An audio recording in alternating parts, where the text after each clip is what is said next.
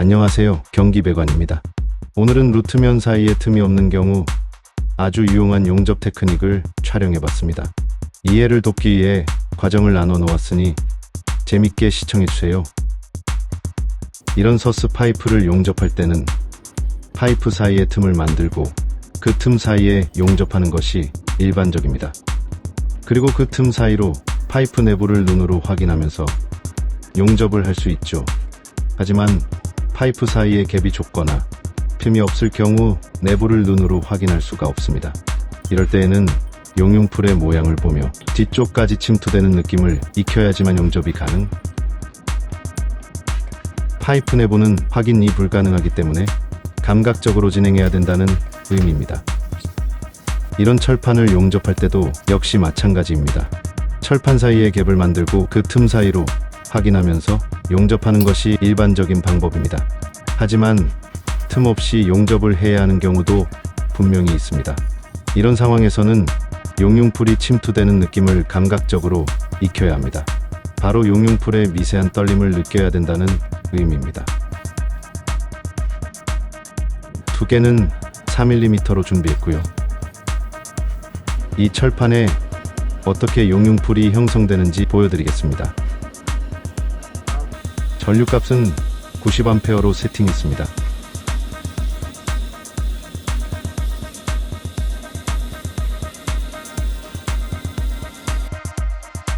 이런 결과물이 나왔습니다.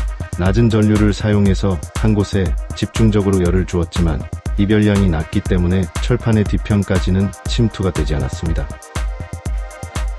이번에는 높은 전류로 세팅해 보겠습니다.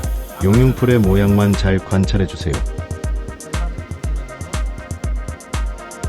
전류값은 180A로 세팅했고요.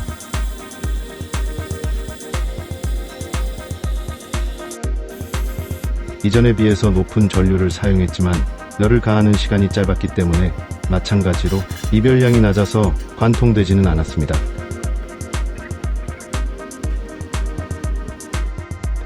더 많은 열 입력 시간과 높은 열을 가한다면 이별량은 점점 증가하고 결국 철판을 관통하게 될 것입니다. 이번에는 열을 더 많이 가해 보겠습니다. 전류값은 180A로 세팅했고요.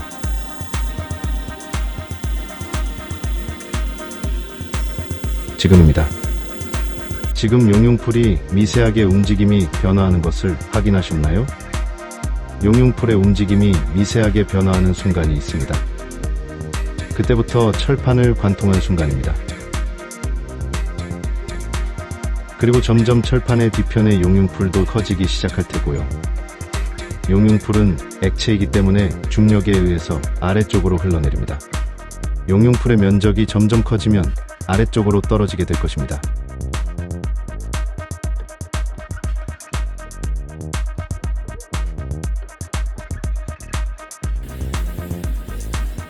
장렬히 구멍을 뚫어버렸네요. 지금까지의 내용을 정리하겠습니다. 한 곳에 집중적으로 열을 가한다. 이별량이 높아진다. 용융풀은 점점 커진다.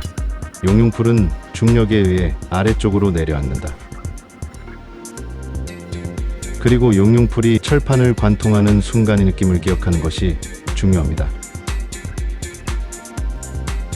그럼 이제 용융풀이 철판을 관통하는 순간을 보여드리겠습니다. 구분 동작으로 천천히 관찰해 보도록 하겠습니다.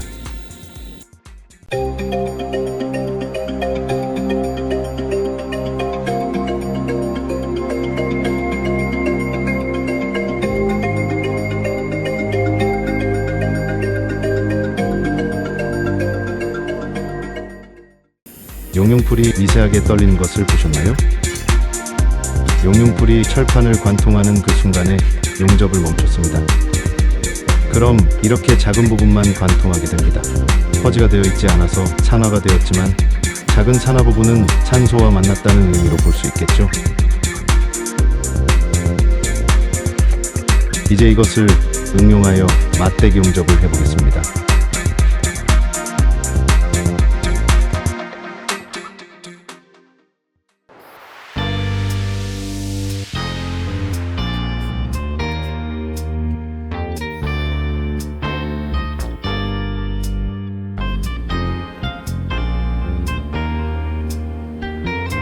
전류값은 170A로 세팅했고요. 여기서부터는 동작과 쇳물을 집중해서 관찰해주세요. 높은 전류에서 용접 후 관통을 느끼는 순간 크레이터를 누릅니다. 낮은 전류일 때 이동하는 방식입니다.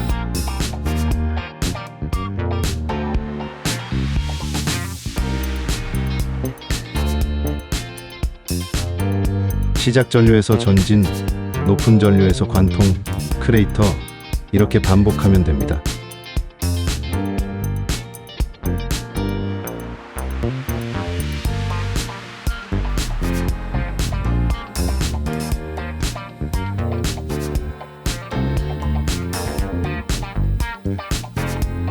이 방법은 용융풀의 미세한 흔들림을 느끼는 것이 중요하고, 전류값에 따라 열입력 시간을 조절하여 적당한 전류값과 입력 시간의 감각을 찾는 것도 중요합니다.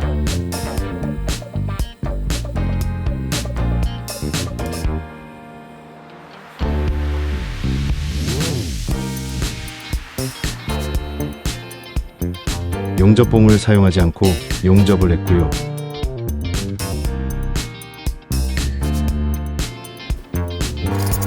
이런 기술을 익히신다면 여러 상황에서 유용하게 사용하실 수 있습니다. 얇은 철판에서도 사용할 수 있겠고요. 써니타리 같이 얇은 파이프를 용접하거나 틈없이 해야 하는 상황에서 유용하게 사용될 것입니다. 바로 다음 영상으로는 이런 테크닉을 응용하여 갭 없이 파이프를 용접하는 영상을 업로드해 보겠습니다. 이렇게 오늘은 갭 없이 용접을 할 때 용융풀의 흔들림에 초점을 두어 촬영을 해봤고요. 더 좋은 아이디어나 노하우가 있다면 댓글로 공유해보세요. 기술은 항상 공유해야 발전한다고 생각합니다. 시청해주셔서 감사합니다.